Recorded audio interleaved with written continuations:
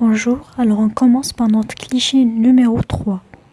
Tout d'abord et comme toujours, on vérifie toujours les culs-de-sac à la recherche d'un syndrome d'un épanchement pleural liquidien.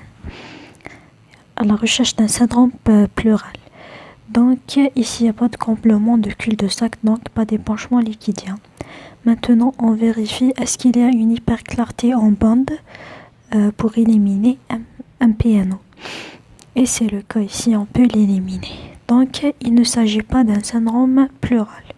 La deuxième des choses, on cherche un syndrome médiastinal. Donc, quand vous voyez ici, il n'y a pas d'anomalie au niveau du médiastin supérieur, mais quand vous voyez ici, au niveau du médiastin moyen, on a une anomalie. N'est-ce pas? Alors, qu'est-ce qu'on a au niveau du médiastin moyen? On a une opacité qui est dense, qui est homogène.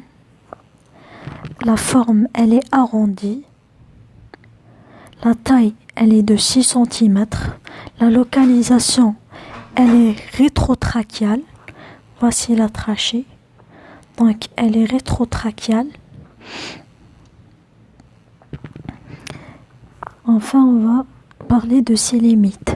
Alors, sa limite interne, elle se confond avec le médiastin. Les limites externes, elles sont nettes.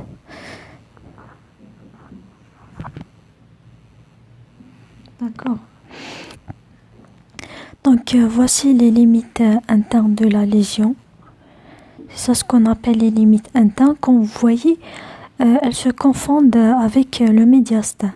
Quant aux limites externes, elles sont convexes vers le poumon, se raccordant en pente douce avec le médiastin, ce qui évoque un syndrome médiastinal.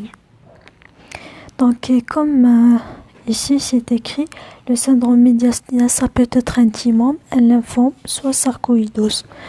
Donc, en plus de ça, avant de poser le diagnostic, on a d'autres anomalies au niveau de ce cliché. Lesquelles? Alors d'abord, on a une surélévation de la coupole diaphragmatique droite. Et on a aussi un comblement de la fente aortopulmonaire. Donc voici le complément de la fente aortopulmonaire par une opacité. Le diagnostic évoqué, c'est soit le lymphome hodgkinien ou non hodgkinien, soit une volumineuse adénopathie de tuberculose ou bien sarcoïdose. Merci pour votre attention.